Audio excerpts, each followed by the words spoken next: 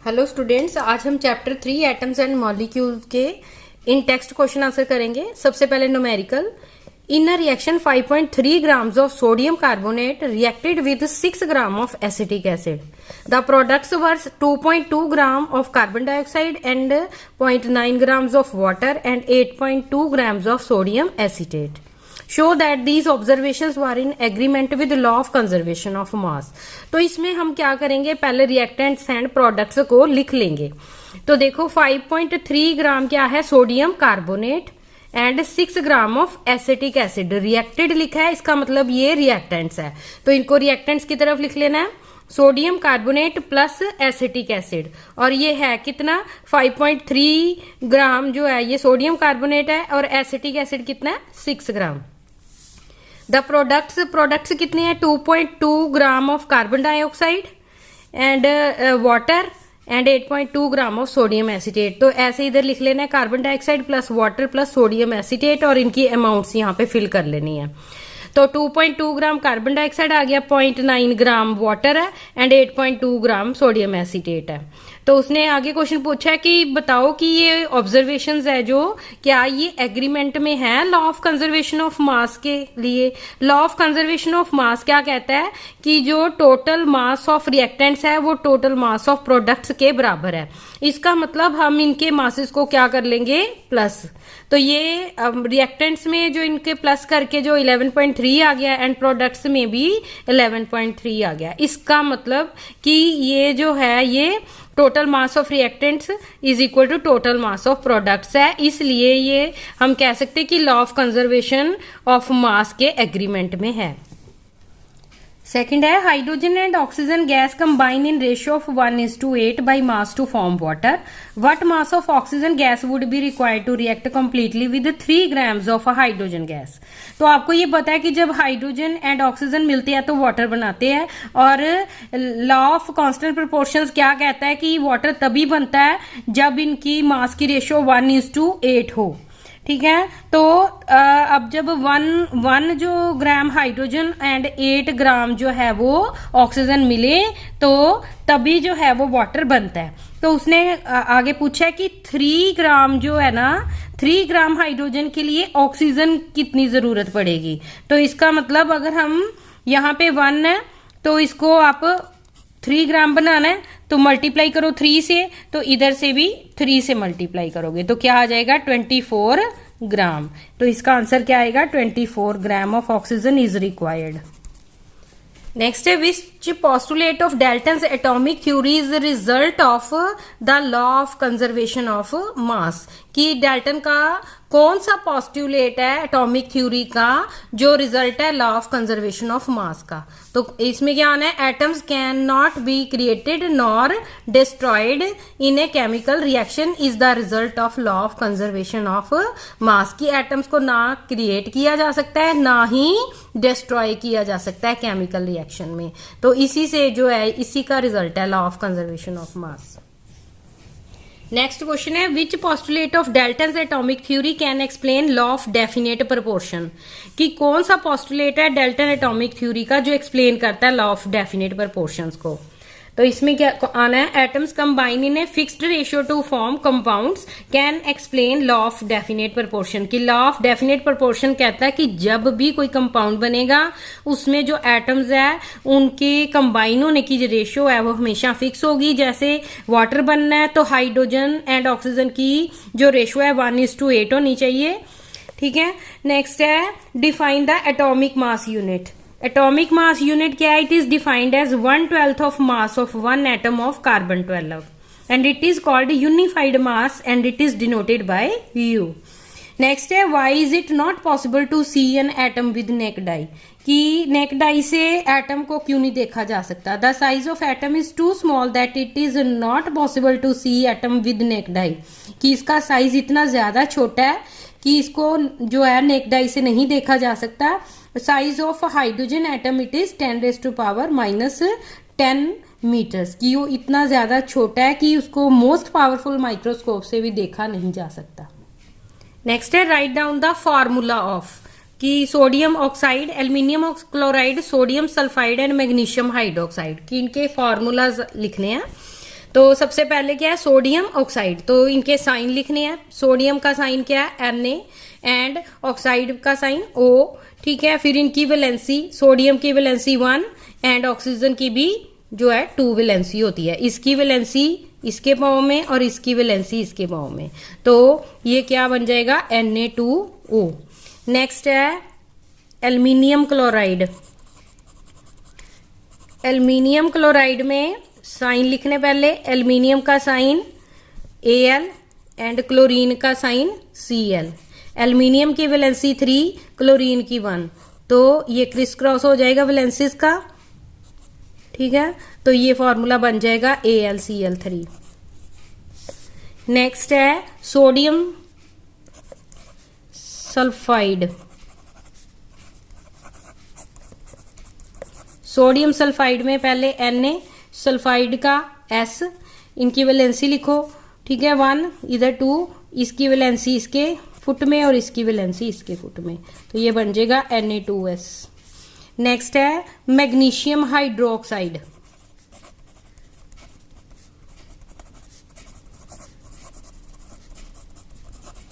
Magnesium का sign Mg, hydroxide का OH, इसकी वैलेंसी 2 एंड हाइड्रोक्साइड की 1, तो ये क्रिस क्रॉस हो जाएगा वैलेंसीज का, तो ये बन जाएगा MgOH2। नेक्स्ट है write down the names of compounds, की कंपाउंड्स के नाम लिखो represented by following formulas. Al2SO4, aluminium जो ये Al किसका साइन है, एल्यूमिनियम का, SO4 सल्फेट का, तो फिर इसका नाम क्या है, एल्यूमिनियम सल्फेट। नेक्स्ट है CaCl2, Ca कैल्शियम का साइन है एंड Cl क्लोरीन का साइन है, तो इसका नाम क्या है, कैल्शियम क्लोराइड। नेक्स्ट है K2SO4, K जो है पोटाशियम का साइन है एंड SO4 सल्फेट का साइन है, तो इसका फिर नाम है पोटाशियम सल्फेट।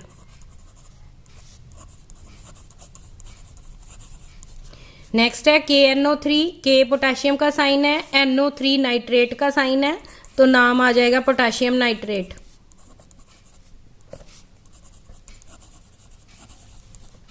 नेक्स्ट है CaCO3, Ca कैल्शियम का साइन है, CO3 कार्बोनेट का साइन है, तो नाम इसका कैल्शियम कार्बोनेट।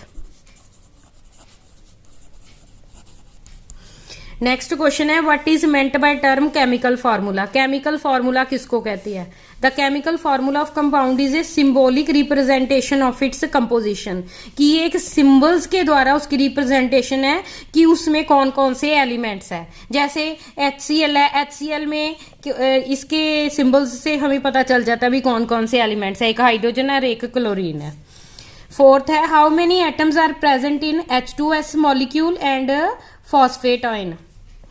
H2S मॉलिक्यूल में कैसे आप एटम्स को कैसे देखते हो कि जो पैर में लिखा होगा, तो यहाँ पे H2 है, ठीक है, तो हाइड्रोजन के एटम्स कितने हो गए 2, जो पैर में लिखे होते हैं वो उसके एटम होते हैं एलिमेंट के, और ये सल्फर के नीचे कुछ नहीं लिखा, इसका मतलब इसमें 1 है, जिसके नीचे कुछ नहीं होता उसका 1 एटम होता है, तो सल्फर एटम का नंबर हो गया 1, तो टोटल एटम्स कितने हो गए 3।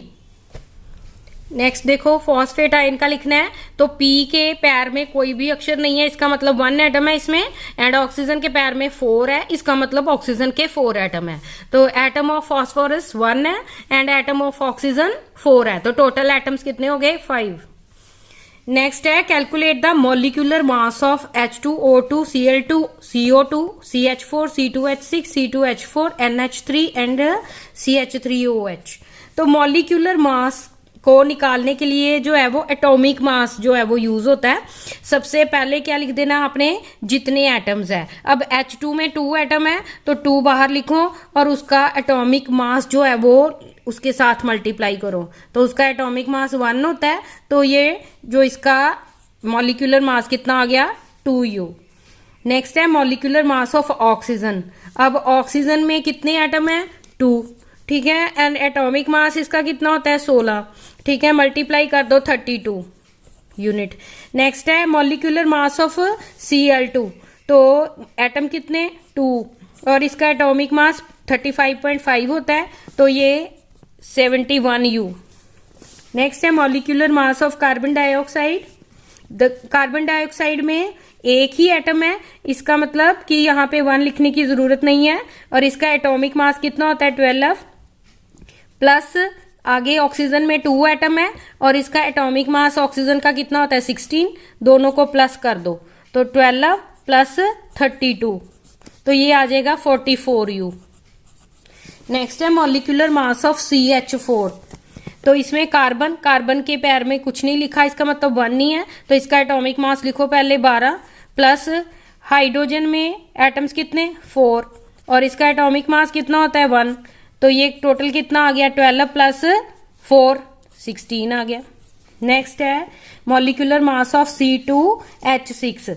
अब C के पैर में 2 लिखा हुआ है, इसका मतलब 2 एटम है, ये बाहर लिखो, और ऊपर इसका एटॉमिक मास 12 होता है, प्लस हाइड्रोजन के 6 है और इसका एटॉमिक मास 1 होता है, तो इनको कर लो मल्टीप्लाई, 24 प्लस 6 30U आ गया। नेक्स्ट है मॉलिक्यूलर मास ऑफ C2H4। अब इसमें कार्बन के 2 है, एटम्स लिखो पहले, ऊपर एटॉमिक मास इसके 12 होता है, प्लस हाइड्रोजन के 4 एटम है, तो इसका एटॉमिक मास ऊपर 1 होता है, तो इनको सॉल्व करो, 24 प्लस 4, ठीक है, तो ये आ गया 28U। नेक्स्ट है molecular mass of ammonia.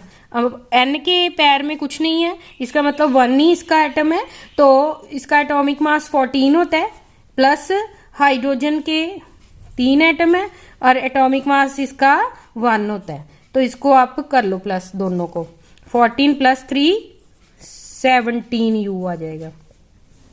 Next है molecular mass of CH3OH।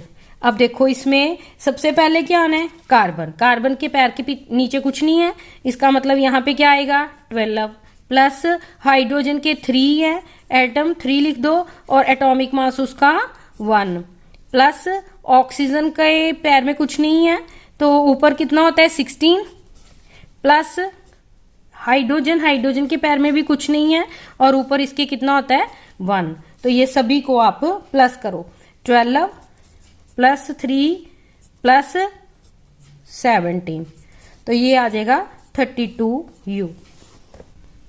Calculate the formula unit mass of zinc ZnO Na2O and K2CO3। अब इसमें एटॉमिक मास गिवन है, जिंक का 65 है, पोटेशियम का 39 है, ऑक्सीजन का 16 है, सोडियम का 23 है एंड कार्बन का 12 है। तो इसको भी ऐसे ही जो फॉर्मूला यूनिट मास जो है वो भी वैसे ही कैलकुलेट किया जाता है जैसे मॉलिक्यूलर मास करते हैं ना। तो सबसे पहले क्या लिखोगे, formula unit mass of zinc oxide. अब देखो जिंक का उसने 65 दे दिया हुआ है एटॉमिक मास, ठीक है, तो 65 प्लस ऑक्सीजन का आपको पता ही है 16 होता है, तो ये कितना आ जाएगा 81U। नेक्स्ट है formula unit mass of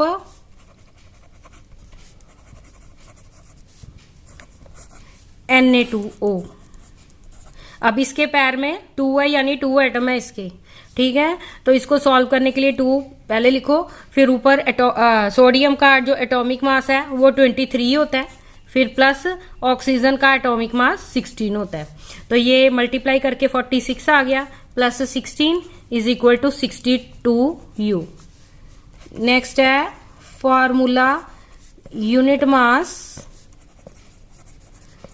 of K2CO3 potassium carbonate, ठीक है। अब देखो K के पैर में 2 है, यानी 2 एटम है, ठीक है, 2 यहां लिखो, पोटेशियम का एटॉमिक मास जो है वो 39 होता है, प्लस कार्बन का 12 होता है, प्लस अब इसमें ऑक्सीजन के पैर में 3 है, यानी 3 एटम है, बाहर लिखो इसे, एंड ऑक्सीजन के ऊपर एटॉमिक मास जो है वो 16 होता है, तो इन सबको कर लो सिंप्लीफाई, 78 प्लस 12 प्लस 48, तो ये आ जाएगा 138U। कई न्यूमेरिकल्स में तो गिवन होते हैं एटॉमिक मास और कईयों में नहीं होते, इसलिए इन एटॉमिक मासेस को भी लर्न करना है। तो ये है आज की हमारी वीडियो।